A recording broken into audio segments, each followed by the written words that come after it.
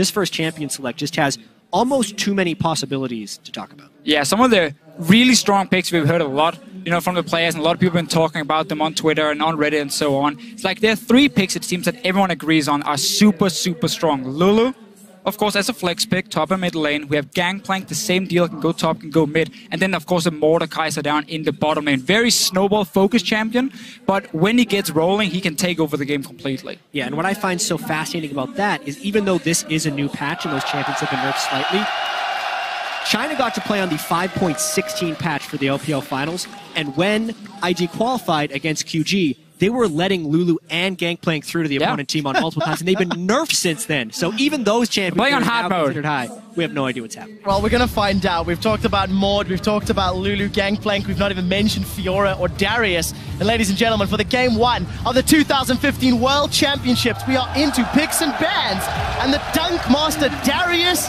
is dunked into the bans.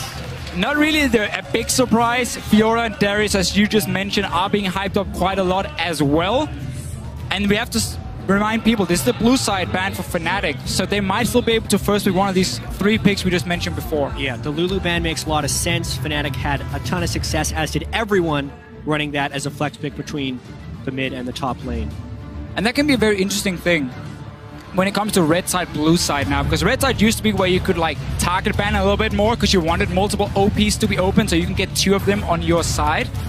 In this case, if there's only 3 that every team agrees on, you have to ban away at least one of them, and then you can trade the last one. They go for all 3, it looks like.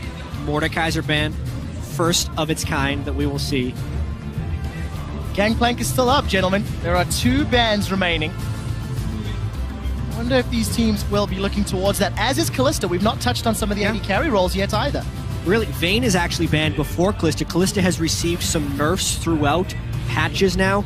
One of the lowest win rate you have in solo queue, but still tremendous competitive capability. It has actually been left up with Gangplank going down. I wonder what Huni will end up playing and how much priority is on the first pick. Really not that much, it seems. But this was exactly what we just mentioned before with the red side. If there's only 3 super, super strong picks, you have to ban them away from IG's side, and they're just playing it safe. Not going to take any chances here. We've seen reckless spam a lot of Mordekaiser in solo queue. At least I'm not surprised. I think she's the best jungler open or just available basically, because a lot of them are very even, but at least this for me stands out just a little bit. Her early game is still great, and the fact she has the cocoon. Yeah, so Nidalee, I wonder if Cow's going to play this. For a second I thought they'd actually locked in Aatrox. I was about to freak out. It's not a European team. Braum has been banned, so the poke from Nidalee would be higher, but Kakao actually goes for Skarner, as he did during their final regional qualifier match against QG. So, ladies and gentlemen, 3 out of the 4 juggernauts have already appeared in Game 1 of Worlds. There's 5 seconds left for the lock-in. IG most likely going to go for the safe support pick, and it is the Thresh secured. And you get one of these compositions now where your single target CC is so insane already in the first 2 picks. Stun from Skarner, then you pull them in with your ulti, the Thresh hook coming in as well. The amount of pick potential you have on just 2 picks, and also still very safe.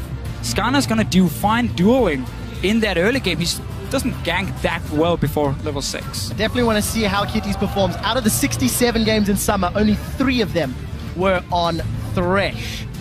For Fnatic, they now know what they're facing in the jungle. They now know what their support is, but solo lanes still left available for both teams. And with both Lulu and Gangplank being banned away, that's 2 of the most standard flex picks we're going to see. On blue side now, you might have to blind pick both your solo laners, which can be a big, big problem for Fnatic, and it would open up potentially for some interesting counter picks from IG. Yeah, well, what's interesting here is that Shen could technically be flexed. It's been a long time since we've seen Shen support, but it could absolutely fit in this context. Or Huni can play it as a neutralizing tank in the top lane. But as far as what we know of Huni's champion pool, he really doesn't have that much success on neutralizing tanks like Maokai. So that's a very interesting pick of Shen this early from Fnatic. But it is one of these flex picks here for Fnatic, so potentially they can hide one of their solo laners, but I'm expecting to go to Yellow Star for the exact reason you just mentioned, and also this Shen would then open up another way for Huni to duel Zitai. And with Reignover join, Kakao join, we're gonna have so many fights on that top side of the map. Shen support will fit in super well there.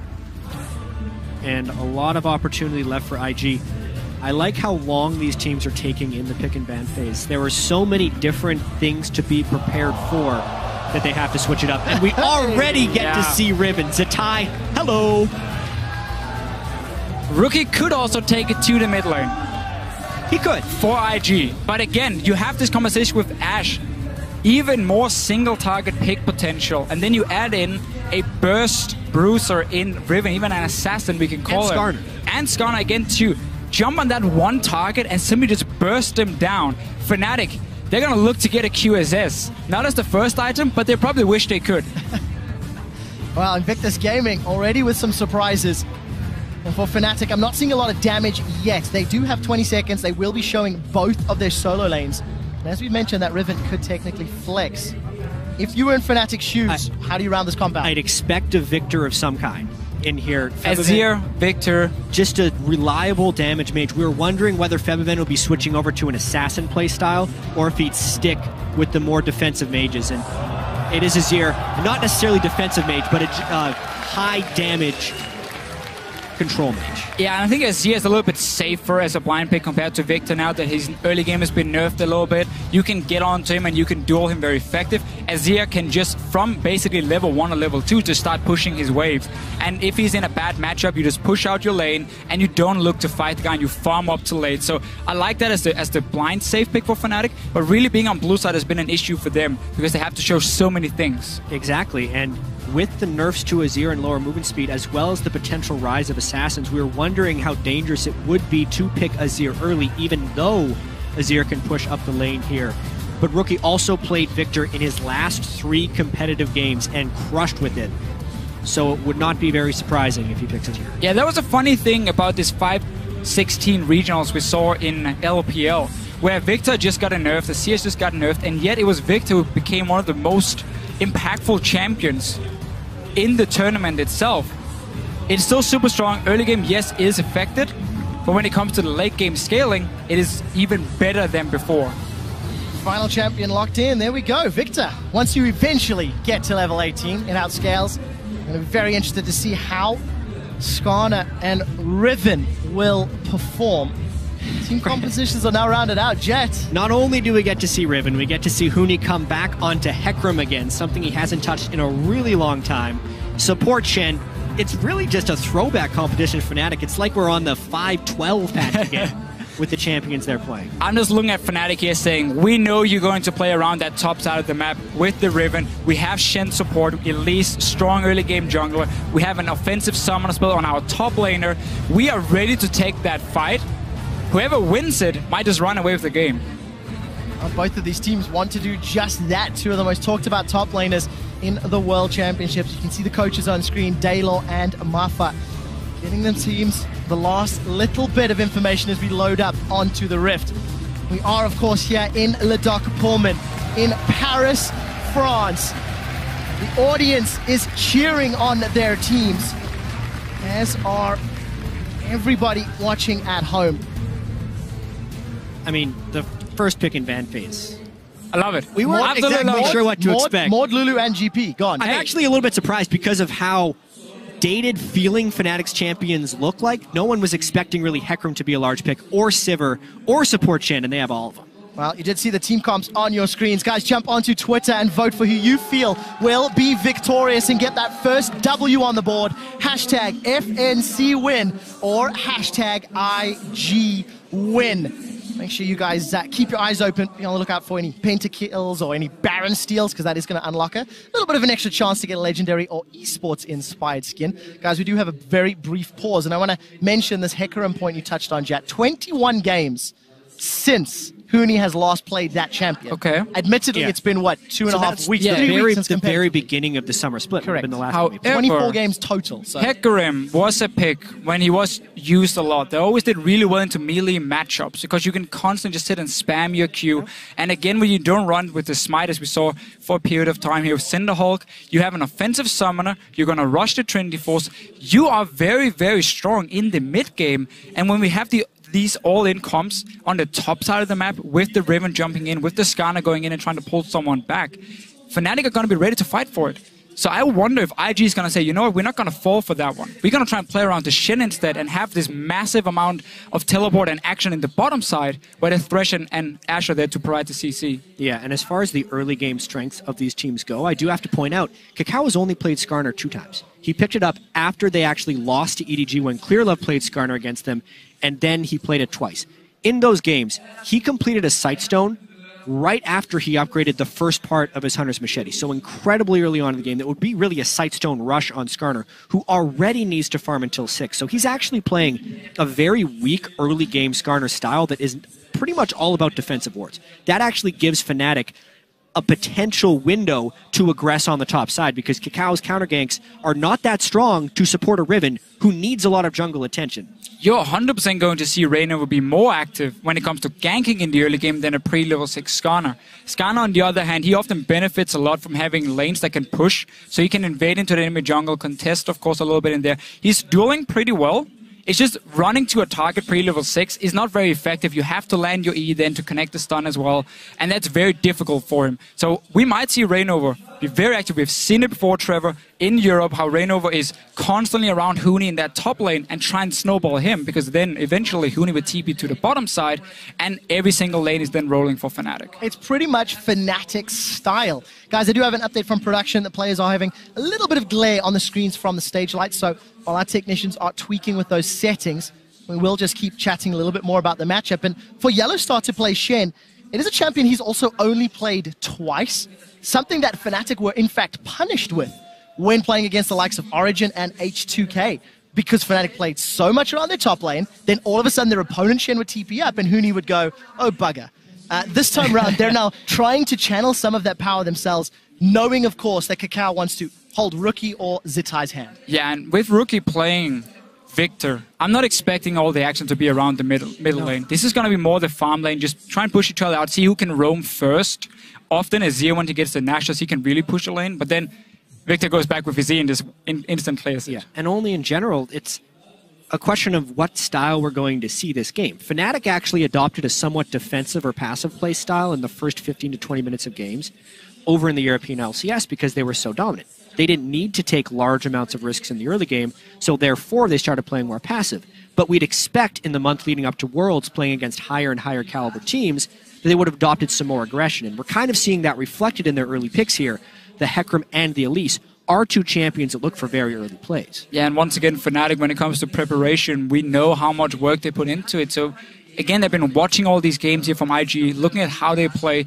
And I think we can safely say that over 3-4 weeks of boot camping, if Fnatic was still extremely weak in the early game and kept getting punished and losing games for it, they would have changed something. So if they stick to the style we've seen in Europe, it's because they've still been able to play well in late game team fights. The same thing I want to say for IG though, because as a team, while they are so inconsistent and we often talk so much about the early game, Kakao, Zitai, and Rookie, when it comes to late game team fights, I think they are a very strong team. They are in the LPL, fantastic practice, of course, and Kid is a fairly underrated AD carry when it comes to these team fights. I don't think he's ever going to do a whole lot in the laning phase because of Kitties as well, has kind of hold his hand in the lane. But then in team fights, Kid often plays some of these carries like Vayne and can go crazy. Well, one game wasn't particularly great, but that's, okay, that's fair. That's fair. Story. Huni on the Hecarim will be setting his target on Kid. I mean, Ashe, low mobility. If Huni comes in with those TP home guard rushes, that could be a little bit of a problem for him. Assuming Fnatic gets to a good mid-game position. For Fnatic coming up against IG, their team fighting, you've talked about it.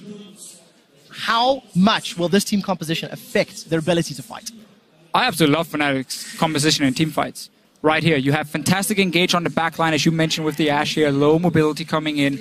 At the same time, if you look at what IG is running, when you have a Riven, you're never going to look to engage this head on. You want to flank with the Riven at first. So whoever gets that vision control before objectives can be super impactful for both Hecarim and Riven getting into fights. There's also a few different ways IG can initiate. Obviously, the Ashe arrow is that's the main one. Really large part of their initiation, and that allows them to really single out one individual and will basically make it so if the Ashe arrow connects and Kakao goes in, Reckless is required to use his Sivir ultimate just to match the fight, because they'll basically have to run in after whoever is getting pulled in. And I'm actually kind of happy we had the delay here because we did so much prep. We finally got a chance to talk about some of this stuff. We're back in the game. Yes, we are, Jat. Ladies and gentlemen, let's get back onto the Rift for game 1 of the group stages in Le Dark Foreman. The Summoners Cup is etched into the mid lane to remind each and every player what they are competing for, and a defensive start across the board. February was the first man in the middle lane. That means he gets the trophy for himself. For now, at least, IG gonna look to take it away from him already. Very defensive start. We see Kid sitting under his tower. This is in case Fnatic invades him on the top side of the map and start deep warding to spot where they're going. They won't see him when he's hiding here unless they just check all the way over the wall. There are so many different lane swap scenarios, and in all of the LPL games we watched, it felt like the LPL games were the hardest to predict out of all of them. So here, it's Kid alone hiding behind one turret, which would be an indicator that they want to hide Kid up in that lane so that they can't scout where the AD carry is, but it also means that IG doesn't necessarily care if there's a lane swap or not. They're mainly just trying to deny knowledge. And we see right here, none of the teams really invaded in and put down multiple wards, just a ward here on the red buff of IG from Fnatic, trying to see if they can spot Kakao starting on the top side of the map or on the bottom side. And obviously, if you don't see him on this red buff within the next 30, 40 seconds, you know he started on the bottom side, and that's always good information to get. I want to see if IG wants to freeze this top lane, because they are a region, or LPL is a region, where they very often focus on the AD carry experience in these lane swaps, and you can see Kid already up in this top side here, just grouping the minions together and gonna start a freeze for himself. Let's find out how that freeze pays out. Reckless down in the bottom lane. Yellow is going to find something here. Just a little bit late on this invade. This was mainly an invade to check who was starting. He can now ping out Huni that he did a solo start, which actually tells the rest of the team a lot. Nice steal there by Yellowstone. But this is one of these situations where if you do not invade in at level 1 to try and take over a jungle, it's very hard for you to deny anything in the early game. So Huni got his camp, got to back down to the bottom side, and Reckless should be pushing this bottom lane if I know the Fnatic lane swap correct. And that means they're just gonna look to take over the bottom side of the map. But Fnatic at the same time, they didn't invade either. So we saw IG clear away this jungle.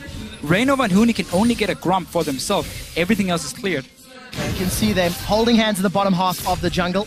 Rainova and Huni, that is. Tower is going to be under threat shortly as Reckless continues to shove the wave up. And every time we look middle, Febiven's trying to poke out Rookie. Yeah, this is actually where the lane swap will be made or broken. Kid is freezing in the top lane, whereas the bottom lane for Fnatic is shoving. And Hecarim and Elise are trying to cut off the Thresh and Riven. IG can't do this. This is way too late. They're sending people down. When there's a fast push happening, IG was slow on this lane swap. There's going to be 4 people on the bottom side. They showed themselves so late that Fnatic can move in between tier 1 and tier 2 on the bottom side and zone them away, meaning Riven got absolutely nothing, and now they're late to pushing the top tower as well. It can effectively turn into an untradeable turret, because the rate at which Fnatic got to push that lane and how they can actually bounce that wave off the turret for Huni to farm means they would be able to rush top before that turret falls. Oh. This is very much now IG needing to take advantage of Kid's experience advantage that he will have, because they will be down in the global gold race. Yeah, IG won't even be able to touch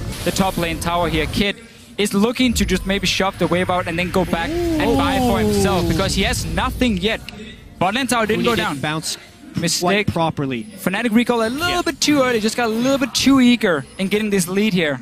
Yeah, that was actually a pretty big mistake there. Huni, if he would have gotten a little bit more damage from one of his allies before they peeled back to the jungle, they could have bounced the previous wave, which would have preempted the Zatai teleport. Now, Fnatic will have to add an extra person to that bottom lane if they want to take the turret. That sliver of health on the turret makes a big difference in the early game. The whole strategy from Fnatic was to early take that tower and bounce the wave back so he would freeze and push away from Zatai. He would get less farm. He does have to overextend still because he's pushing down towards Huni. That's why Rainova is showing himself on the bottom side. And Kid just recalled from top lane. He didn't have enough gold for a pickaxe, so no advantage for Kid yet. Yeah, not only is Rainova showing bottom lane, he's already used a pink ward there to give some more help to Zatai. Down in the bottom lane, Zatai's going in. He's going to use those broken wings, get some damage onto Huni, and Huni's forced to rampage away. Easy victory in the trade for Riven. It's suddenly a problem right here for Fnatic. Because the turret was not killed, Zatai actually got to use some of his advantage. All that time investment that Fnatic put into hitting that turret, IG was using to garner experience for the majority of their team. Hecarim needs to be able to win the melee versus melee duel there, and Zatai could end up getting a lot of farm in this lane. Now, it's not all bad for Fnatic because they got the big wave coming down to Huni. They're even an AD carry experience or maybe a small advantage for Kid, but not enough to make a difference. You even see Reckless hitting 5, seeing as he has the big wave coming down for Kid. Yeah. So, for now, it is not all bad for Fnatic, but they just lost a chance to get a big advantage. Yeah, and what's interesting here actually is that Reckless has a superior CS score to Kid, despite Kid being left alone in that top lane during all of the early game action. Fnatic actually able to push that in with Sivir, so it is somewhat a trade of lanes. And I quite like Sivir into Ashe, because you can constantly push the wave here, make it fairly difficult for IG then to coordinate a proper gank, and you have the spell shield. So what Ashe would normally do is she's gonna sit fairly passive in the start of the laning phase, hit level 6, arrow someone in the face, and a TP comes in and you have a massive fight already started. Spell shield from Reckless is gonna stop that. Taunt from Yellowstar to dodge out of the arrow makes it very difficult for Kid to set it up. And now he's just gonna get pushed down to his tower over and over.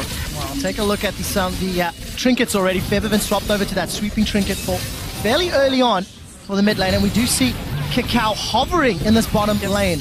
Huni's gonna come out slightly ahead in that trade, as he did know Reynova was right behind Hidaka. Well, also a very early Sightstone from Kakao once again, so he's going for some pretty strong river ward control.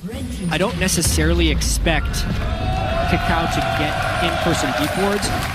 And an interesting choice there. Huni had a big wave, and Kakao actually, Zatai allowed it to kill the turret, and he might look to freeze this. That's a somewhat dangerous lane unless he gets from support. I do like the call though from Zatai just backing away, because he knows if Reynova is on the bottom side of the map, that's a 2v2 IG is not going to win with a level 4 Sightstone Skarner. So he backs away, he plays it safe, he knows the tower is too low anyway, and now we're just gonna have to see how Fnatic push up. I like the move again from Reynova. He's staying on the bottom side, and because Huni's pushing up, he can invade in.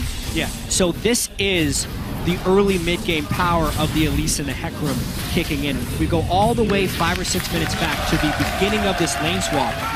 This is what we thought was going to happen for Fnatic when IG was slow to react to the bottom lane turret push. It took a while to formulate here, but this is that early goldie that we're expecting from Fnatic about 3 minutes early. Yeah, and Fnatic can just keep playing around the bottom side. You're gonna have Shen, who can join in very soon. He's still level 5, but about to hit level 6, and then you even have a numbers advantage. And as I highlighted earlier here, IG's bottom lane, it's very difficult for them to set up any play, so they're just gonna have to farm on the tower and wait for Skarner's level 6. Well, getting closer and closer for Kakao.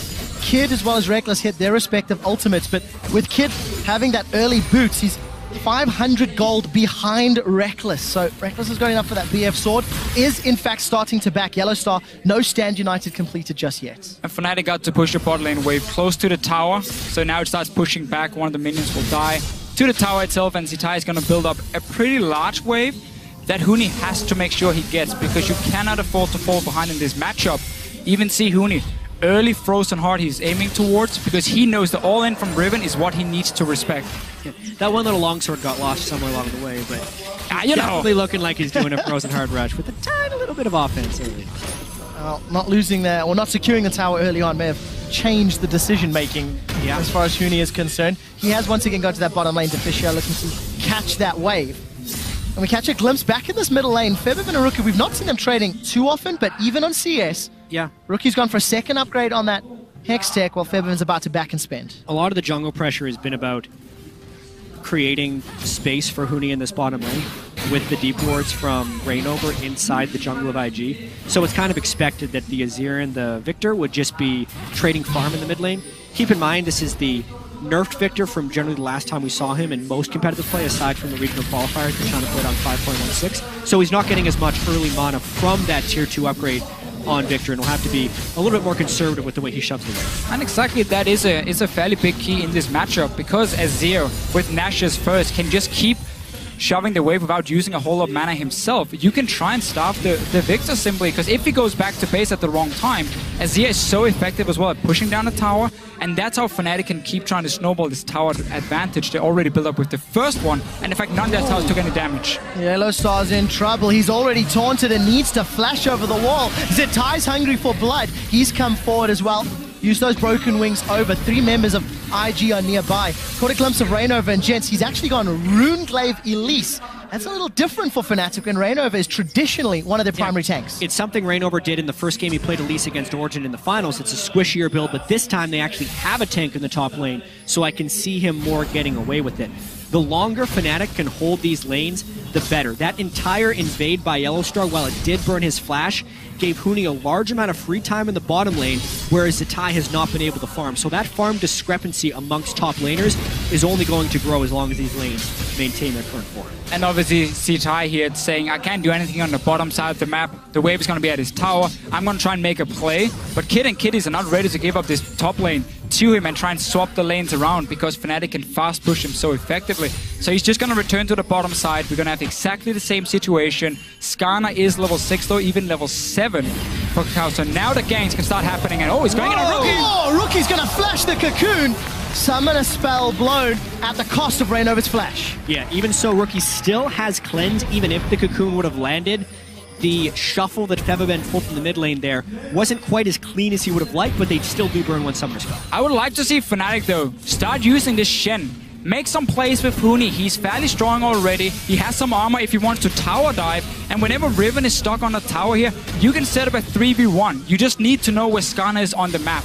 Yeah, and the main thing Fnatic's doing with the Shen ultimate right now is just pushing up the mid lane with the Stand United in their back pocket. They are waiting for Kakao to become relevant. Even though he is level 6, he still hasn't upgraded the Cinder Hulk, whereas Reignover's been sitting on his jungle upgrade for quite some time. This entire sector of the map, where because of the positioning of the mid and top laner we expected IG to be strong on, has actually been heavily controlled by Fnatic through champion select, through lane swapping, and through their play. Exactly.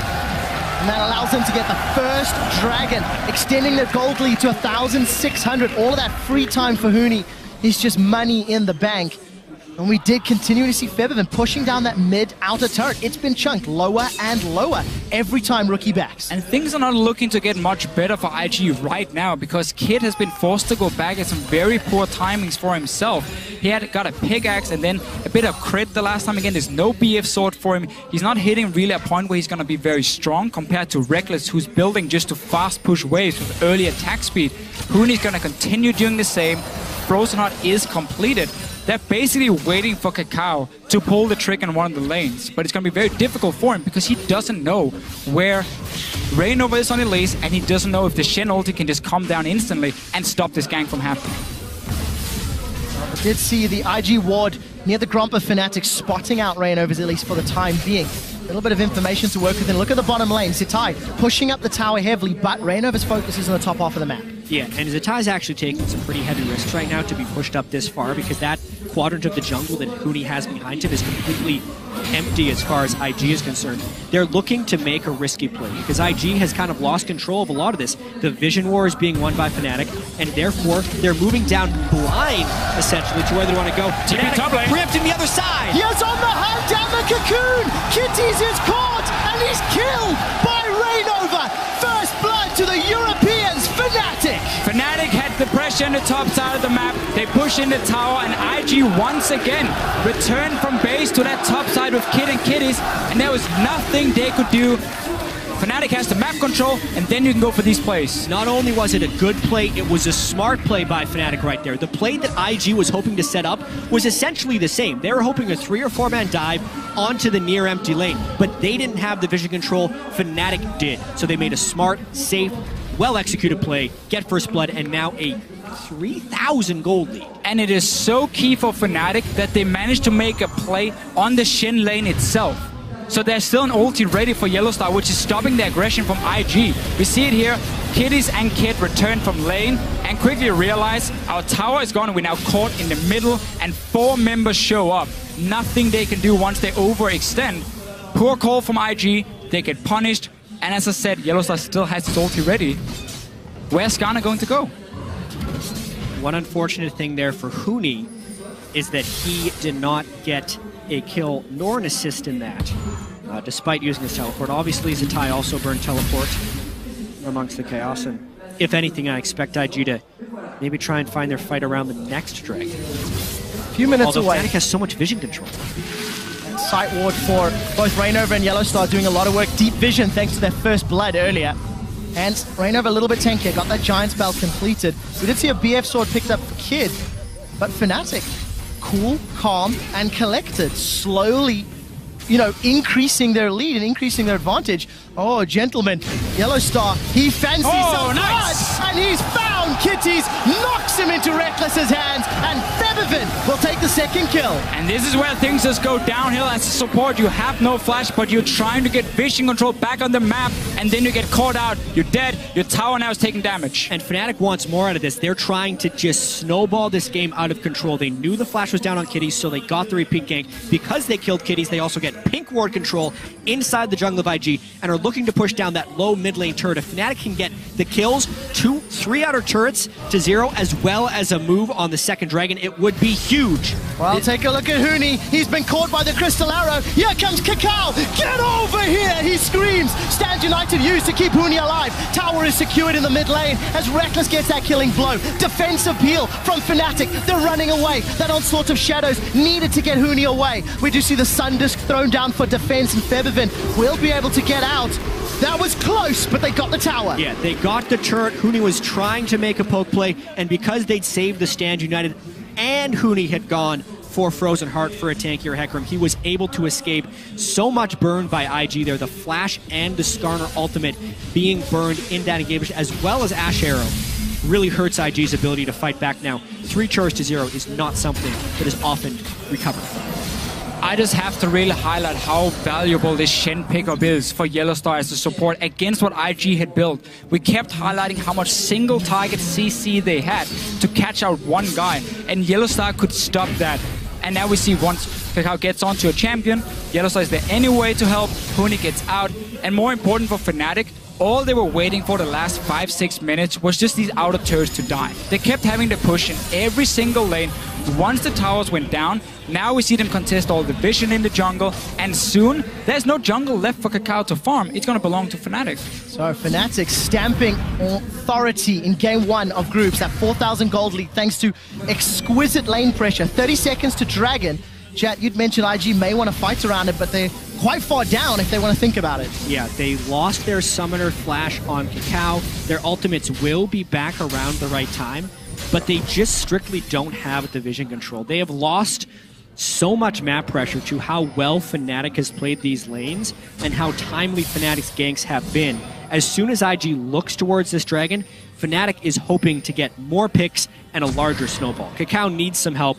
Really lucky to be getting that ward down without being punished. There's just barely any other options though for IG. Then try and go down here and try and catch out a target with Arrow and then Skarner to get that one kill, because otherwise the map is low. It's essentially Hawkshot into Ash Arrow, but if they do Ash Arrow, the team has to be able to follow. That's a teleport, that's an arrow. The arrow has gone. Feathervin is instantly cleansed. Dragon secured. They turn their focus to Kakao. There's the team fight. Onslaught of shadows throws IG's backline. Zatais forced to retreat. They've traded 1-for-1 thus far, but Reckless takes out Rookie. Now they're looking for Cocoon. He's Cocoon. Cocoon is down. Rainover gets another one. It's a 3-for-1 plus Dragon. We talked about it here for IG. They were running out of options. This was never going to be the best one, but they had to do something. We see it right here. You try and catch Feathervin. He has a cleanse. Spell shield on the Sivir. It is impossible for Kid to find the right target, and Fnatic, they take another fight. And what's most impressive about Fnatic's 6,000 gold lead here at 19 minutes is the fact that they didn't have to take large risks in order to acquire this. They have just been playing the lane swap game extremely cleanly. They are ganking with vision control, and they are forcing IG into unfavorable, low percentage plays. We were wondering if Fnatic would have to adopt a higher risk playstyle against these better teams at Worlds. So far, no, they're just playing amazingly. And notice here, Feathervin with the cleanse, doesn't care about the arrow, and now IG's composition, there's no real front line. Kakao is too squishy. Zitai and Kiddies are trying to be that front line for Rookie and Kid, but they die too fast and have to back out. Specifically, IG built themselves a pick composition that relies on teleport flicks. The pick didn't work because they were 5-man brawling into a fight that Fnatic has set up with a zone control mage in his ear. That was almost never going to be a one fight for IG because the setup was not even close to where it needed to be. And we're not even at the point yet where Fnatic can get a QSS. And simply say also Skarner ulti, we don't even care about that.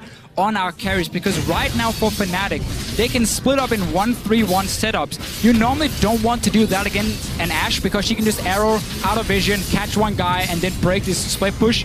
But because, again, you have the Sivir, you have the Shen ulti, you have Cleanse on Febiven, nothing really hurts them from what Ashe can do to engage. And that is the main engage from IG, other than a flash ulti from Kakao. As we've crested the 20-minute mark, Fnatic are quite infamous for their 20 to 25-minute Baron secures. There's already a pink ward in the pit. And we've talked about the 1-3-1, another option for Fnatic. Play the Baron bait game. If any region knows how to dance around that objective, it's going to be Europe. Yeah. And look, they're calling IG, saying we dare you to check. And Fnatic really is far ahead. Fnatic was praised for their ability to come back in some games. The largest Fnatic was down at 20 minutes this year in which they were able to achieve victory was 4,700 gold. They have a larger lead than that over IG right now. So the chance of comeback from IG is actually very low. And either Fnatic would have to make some pretty large mistakes from here on out, or IG would just have to play otherworldly. Small window with no cleanse on Febiven, but should be ready in just a few seconds, and then that engage option is down. Kakao has flash ready. IG needs to just pick off one target when the fight starts, and you need this Riven to be able to get into the backline and take care of Reckless or Febiven, but there's been no chance for Zitai to have an impact. Yeah, I mean, part of this goes back to champion select, and another part goes back to the way the lane swap was played out. Kakao is not a jungler who can apply the early jungle pressure to get Riven an edge. Hecarim then stacked armor, and it's been a beautiful counter pick from there. But now Fnatic, they're going for Baron. They are indeed. The arrow's coming out. It's connected onto Reyno, but it is in fact Febiven that secures Nash. Invictus going to peel away. That got close, and we did see the teleport come in as well. Really strange interaction happened right there. Febiven actually put his Azir ultimate up against the Baron wall, and Kakao tried to flash over to steal the Baron, but specifically because the way the soldiers work, unless your entire model is over top of the Azir ultimate, he will get bounced back. So Kakao flashed in, immediately got pushed back, and could not smite it. Now, we have seen IG fall behind basically from the start of the game. And that is something as a team we have seen multiple times before in the LPL. They have been so inconsistent. We just see it here again. Kakao not flashing all the way over. The way Azir What's wall terrifying is he actually got his smite off. It was close. He did 700 damage. His Baron was at 1,000 when his smite did 700. But Azir wall is not like a normal wall here on the map where you can flash almost over it and you will move to the other side. If you don't flash fully over it, you will always get bounced back. But as we just mentioned before here, IG as a team has been so inconsistent in the LPL, and they've managed to bounce back then in the next game and look fantastic. For them now, they need to figure out what can they do here, but they're so far down at 22 minutes, it should be nearly impossible for this team to come back. Gentlemen, we saw Yellowstar shoving out that bottom wave. It's a third item QSS for Febiven. Another tower falls, and for the European team on home soil, when European squads have more than 4,000 gold lead at 20 minutes, they are 42-0. And it's an exceptional stat.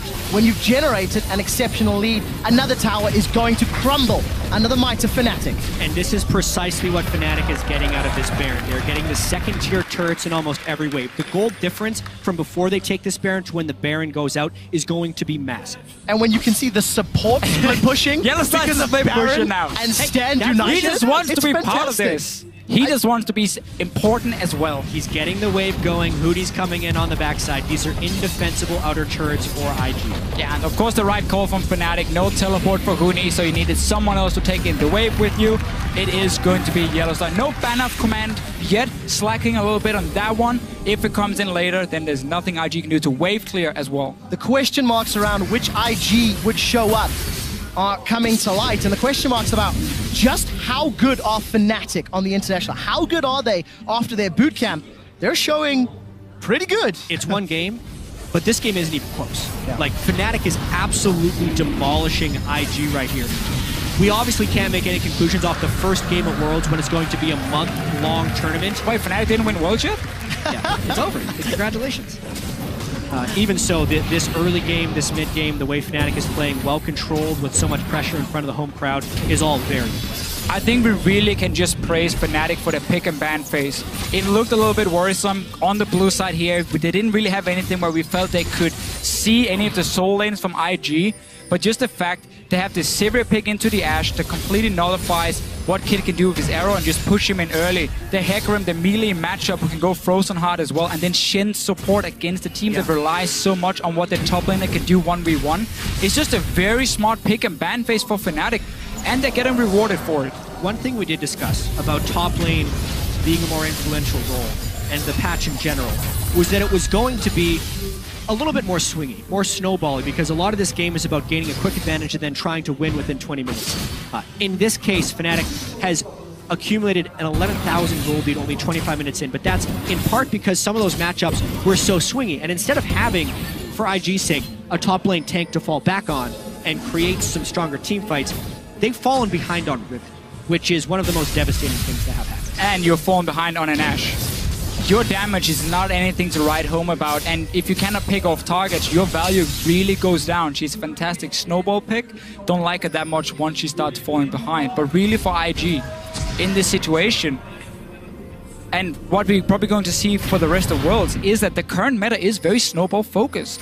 You can very quickly get an advantage where you take over one side of the map and you can keep forcing plays on that side, and we're going to get these leads here. Think back to Season 4 Worlds with Samson White, how dominant they were when it came to vision control and simply forcing you out of your own jungle. That style has been now taken by most of the top teams, and they're trying to perfect it, and we're going to see more of that at Worlds itself. You can see that massive goal difference between the respective players. It is over 10,000 gold now. Another QSS was picked up on the side of Fnatic, and Baron has worn out. So Fnatic have successfully taken all outer turrets. 26 minutes into the game, and now they've shown strong early, strong mid. Fnatic need to demonstrate that they can have a strong closing to the game. All summoners are up, all ultimates are up. The jungle belongs to Fnatic. This is what we talked about earlier with the lead that Fnatic have built up. Yep. Do they just play it safe and go for another Baron or maybe Aspect before looking to finish? I say Fnatic is definitely going to be playing this one pretty safe. That's why they've had the luxury of building 2 QSSs, because the last thing they want is to have a priority target pulled into an inhibitor or a Nexus turret and get quickly executed. With Baron coming up in about 90 seconds and Fnatic having complete control of the map, that's obviously the next thing they're going to be going to take. 4th Dragon would not be far behind that, but I expect Fnatic to at least try and make a play with the Baron buff, and if they get even the slightest bit dissuaded, I think they'd be going for Aspect, because the overall timer on that is still pretty early in the game, and Fnatic wants to keep their options open. Just take the Baron buff, go for your 1-3-1 setup again, where you have Huni sitting in one lane, let Reckless fast push another one, and then join Febiven. And you can either dive if you want to, you are strong enough, you're far enough ahead, or you can just wait for these Baron buff minions to do the work. The wave clear on the side of IG, it's mainly gonna be on Rookie, but AP champions, they hate the Baron buff because the minions no longer will just get one shot by your E if you are the victor, and they will buy time for Fnatic to just slowly but surely poke down the towers. If an engage happens, as you mentioned, Jad, double QSS is in here, Shen ulti is gonna be there, face of the mountain. There's so many ways for Fnatic to make sure a single target will not die. Yeah, right now Fnatic is kind of hoping in the back of their heads that IG is going to try and contest this Baron, because it would be very nice if they could pick off multiple people in IG and then just end the game instead of waiting for these Barons. But with the 12,000 gold lead, it is within Fnatic's right to just smatter this jungle with wards. Using those sweeping lenses to clear out any vision from IG. You can see Invictus have grouped up near the north quadrant as they clear out the wave in mid. But look at Fnatic's positioning. They are tightly knit. We could be set up for a fight. That's a Sand Soldier. He's been sent forward. Huni's coming from the flank. Yeah, Huni is in potential flank position. IG is actually pretty far away. Look at Yellow Star. They do not have wards on the side. Multiple flanks. They're just bailing out of here, though. Gonna make it out. Cacao looking for more. He's gonna have access to that Spire just yet. Yellow Star and Rainover backs away. Gonna use the dash to dodge the death sentence. Everybody's postured very aggressively. Crystal Spire secured for Cacao Scholar. Where is Huni? Mid lane. Let's see if we can find a flanking opportunity. No home guards from either top lane, so we're not going to see that insane flank coming in from Huni or Zitai, but both teams, they know this next fight will be the fight deciding the game. If IG can manage to win it, they will be able to stall the game. If Fnatic takes it, they should be able to push and open up the base completely. They're starting the Baron. No reason to risk Cacao flashing in and stealing it. Fibber needs to be on point with his ulti if they want to go for somewhat this. of a dangerous bear start, but here's the teleport from Huni. He has flank. He's found Zitai, the onslaught slows him down. Reckless has got one. Rainover flashes over the wall. He's looking for kitties. That's a defensive flash. Emperor's Divide will not pin Kakao to the wall. It's a battle on 3 fronts, and it's a battle that Fnatic is winning. That's a triple kill for Reckless. There's 2 more targets in his sight. He's looking for more. Here's the tower dive. Huni is chasing Kid down. A flash away. The ricochet. It's bouncing. It's spinning. Reckless, can he get more? Boomerang's not there. Huni and Reckless are inside the base of IG. Fnatic chase so far, and the minion wave is there. That's an inhibitor down, but they're playing the long game. They get the inhibitor and the 1 fight. Everything counts for Fnatic. They get the kills. They get a Zhonya's as well from Fibberin. Showing off a little bit. Can go back. That's a surrender from IG. They know the game was over. Invictus Gaming surrender, and the hometown heroes strike first blood at the 2015 World Championships. Fnatic had a goal lead since 2 minutes into the game. They had a better lane swap. IG were very greedy with the way they moved Zitai around. He got denied. And this composition from Fnatic had all the answers versus the pick comp from IG. Yeah, and this is a statement game for Fnatic.